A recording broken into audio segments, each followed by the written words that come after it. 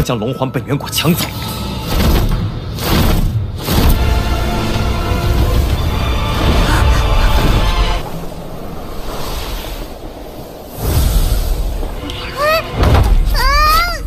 好可爱！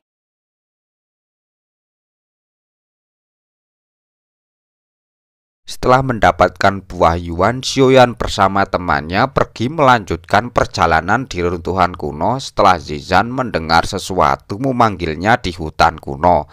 Saat berada di hutan kuno, Xiaoyan merasakan keanehan aura yang dirasakan, terus mengikuti sepanjang perjalanan. Setelah berada di pusat hutan kuno, Zizan memprediksi sesuatu yang memanggilnya berada di tempat tersebut. Di tempat itu tak terlihat apa-apa, hanya terlihat tembok kuno yang telah rusak.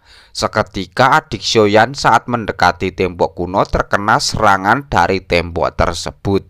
Atas kejadian itu terlihat tembok tersebut dilindungi perisai yang sangat kuat. Di balik tembok itu adalah tempat tinggal binatang buas. Melihat itu, Zizan mengatakan bahwa hanya monster yang sangat kuat dalam hidup mereka. Untuk mendapatkan monster tersebut hanya bisa didapatkan saat monster itu sekarat. Zizan merasakan seseorang yang memanggilnya berada di balik tembok kuno tersebut. Xiaoyan memprediksi pemilik penutup roh binatang tersebut kemungkinan besar naga Voin kuno. Tidak heran jika ia memancarkan energi yang sangat menakutkan. Setelah melihat di balik penutup roh tersebut, Zizan tampak terkejut. Di dalamnya bukan hanya memiliki nafas naga Voin kuno, juga terdapat klan Phoenix Setan Langit. Menyadari hal buruk akan terjadi, dengan garis keturunan naga miliknya, Zizan bisa menghancurkan penutup roh binatang dan bisa masuk ke dalam tempat tersebut.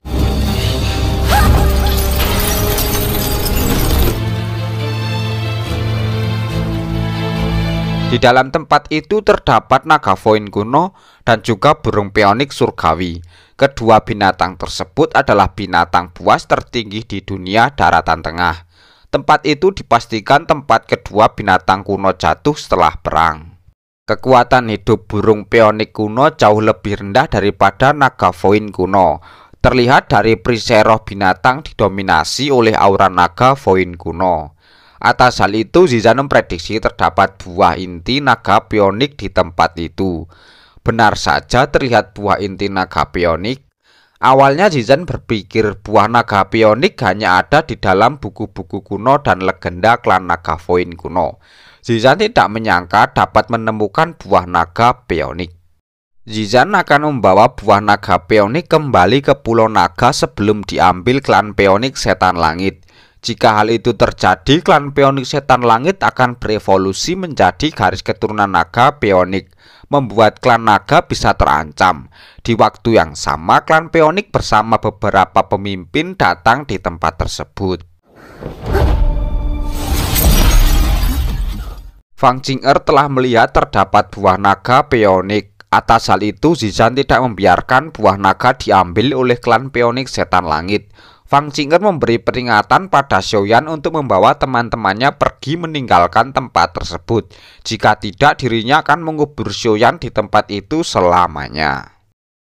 Ancaman tersebut tidak membuat adik Xiaoyan gentar. Dengan tegas membalik omongan Fang Qing'er bahwa klan Phoenix Setan Langit belum memenuhi syarat untuk mencuri barang milik naga Voin kuno. Mendengar hal itu, senior klan Phoenix menganggap hanya dengan mengandalkan sedikit darah naga sudah berani sombong di tempat tersebut. Keadaan semakin memanas saat memperebutkan buah naga Phoenix. Buah inti naga Phoenix sangat berharga bagi klan iblis surgawi Phoenix. Dengan tegas tetua itu memberi peringatan Xiaoyan untuk segera pergi meninggalkan tempat tersebut.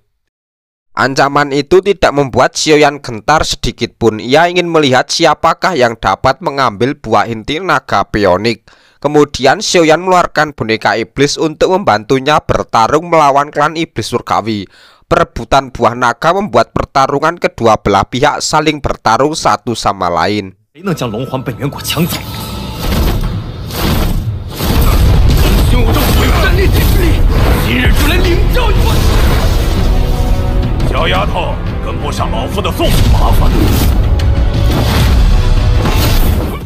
Terlihat tetua itu keteteran menghadapi beberapa boneka iblis.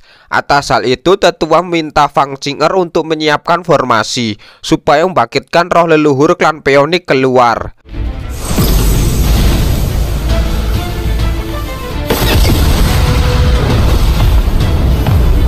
Melihat itu, Zizan juga memanggil jiwa leluhur naga Voin kuno. Sisa kekuatan Peonik kuno telah sepenuhnya keluar. Xiaoyan menganggap semuanya telah berakhir.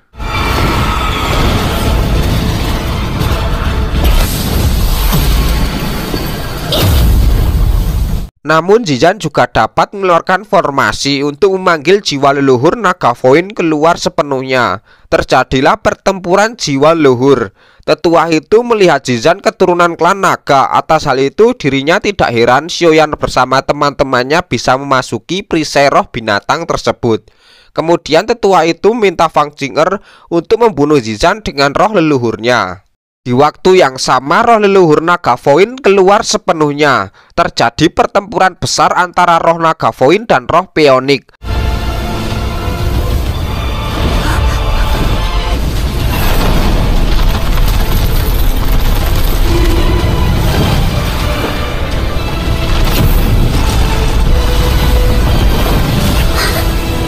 Puncaknya, pertempuran kedua roh tersebut membuat ledakan yang sangat besar dan dimenangkan roh naga Voin. Sesuai prediksi di awal bahwa roh naga Voin lebih kuat dari roh Peonik.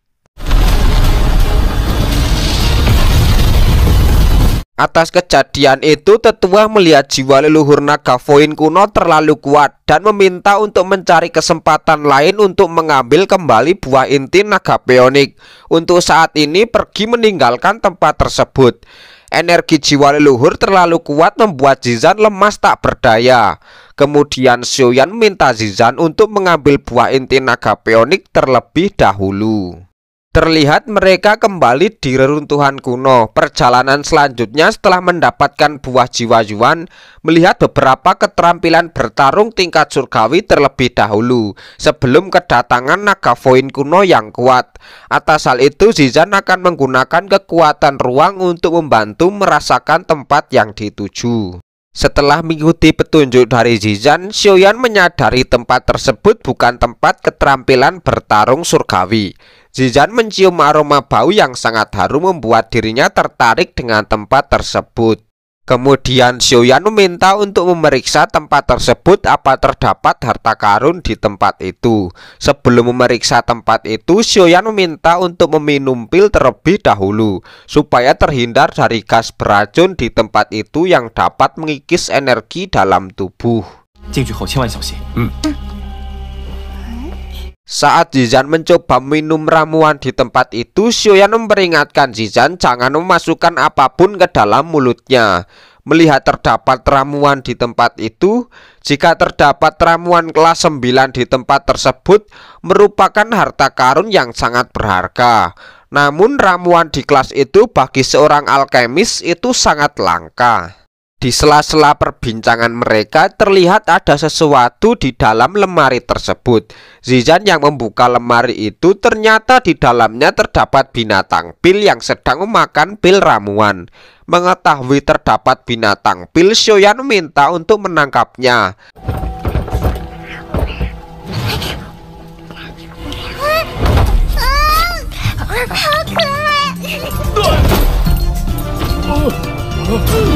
Ternyata aroma wangi tersebut berasal dari binatang pil itu.